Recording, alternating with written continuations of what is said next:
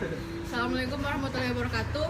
Perkenalkan, kami dari kelompok 4 Sejarah Indonesia akan menampilkan materi Kerajaan Demak dengan anggota saya sebagai Asaf Prisakila, Saya sebagai Muadana. Saya sebagai Permata Ikan Teddy. Saya sebagai Zaman Ikan Satya.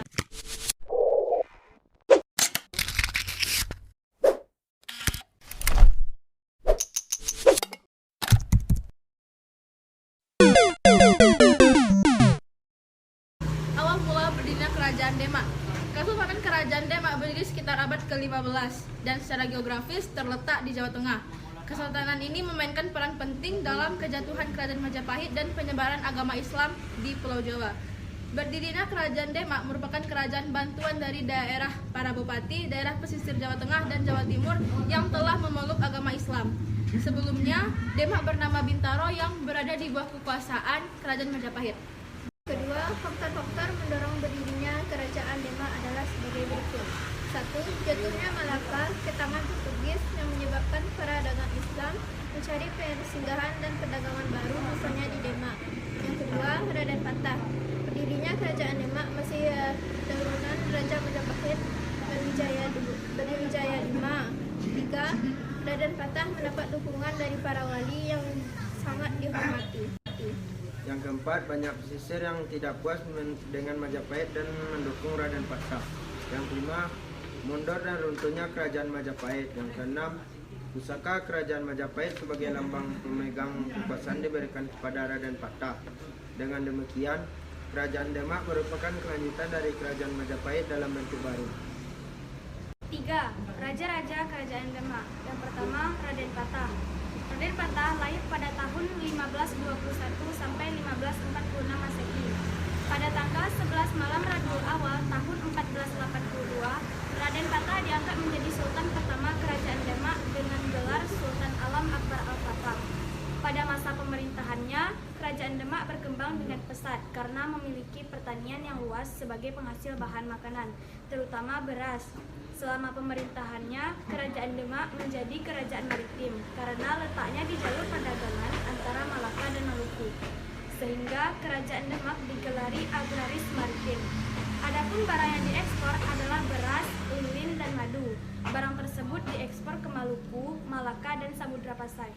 Selain itu, wilayah kekuasaan pada masa Raden Patah cukup luas, antara lain meliputi Jepara, Tuban, Sedayu, Palembang, Jambi, dan beberapa daerah di Kalimantan. Selanjutnya, pelabuhan-pelabuhan tersebut berkembang menjadi pelabuhan transit karena selain pusat perdagangan, Kerajaan Demak tumbuh menjadi pusat penyebaran Islam. Wafatnya Raden Patah menurut catatan dari Cina, ia wafat pada tahun 1518 dalam usia 63 tahun.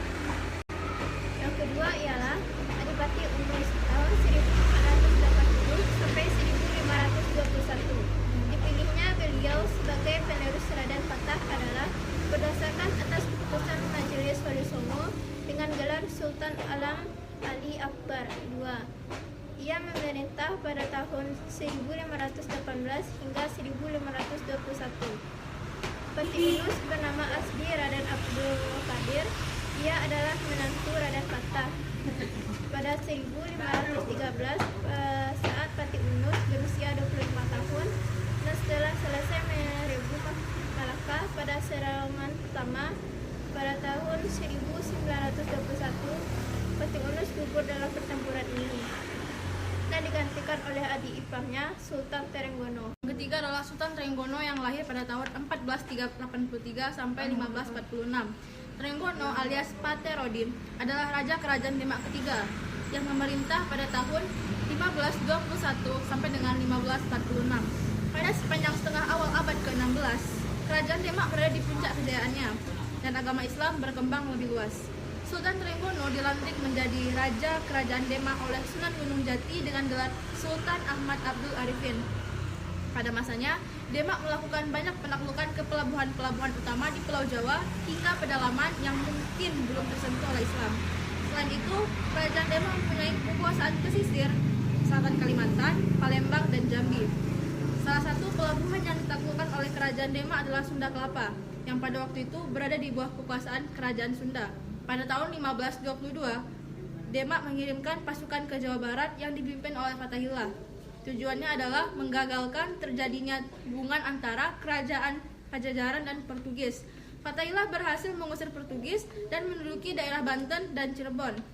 Kemudian ia mengganti nama Sunda Kelapa menjadi Jayakarta. Peristiwa itu terjadi pada tanggal 22 Juni 1527, kemudian pada tanggal 22 Juni diperingati sebagai Hari Kota Jakarta. 4. Kemunduran Kerajaan Demak. Kesultanan Demak tidak berumur panjang dan mengalami kemunduran ketika Trengganu terbunuh dalam perang melawan Penarukan pada tahun 1546. Sunan Prawoto kemudian naik untuk menggantikannya, tetapi dibunuh pada tahun 1547 oleh suruhannya Arya Panangsang. Adipati Jipang ingin menjadi Raja Demak. Perang perebutan tahta segera terjadi dan berakhir dengan dibunuhnya Arya Panangsang oleh Joko Tingkir, Adipati Pajang saat itu, sebagai hukuman. Joko Tingkir kemudian memindahkan kekuasaan Demak ke Pajang, di mana ia mendirikan kerajaan baru di tempatnya yang bernama Kerajaan Pajang. Peninggalan Kerajaan Demak berupa Masjid Agung Demak yang terkenal dengan salah satu tiangnya yang dibuat dari pecahan kayu. Pembangunan ini dipimpin oleh Sunan Kalijaga. Di pendopo masjid inilah Sunan Kalijaga meletakkan dasar-dasar perayaan sekaten yang tujuannya adalah menyebarkan tradisi Islam. Tradisi tersebut masih berlangsung hingga saat ini di Yogyakarta dan Surakarta.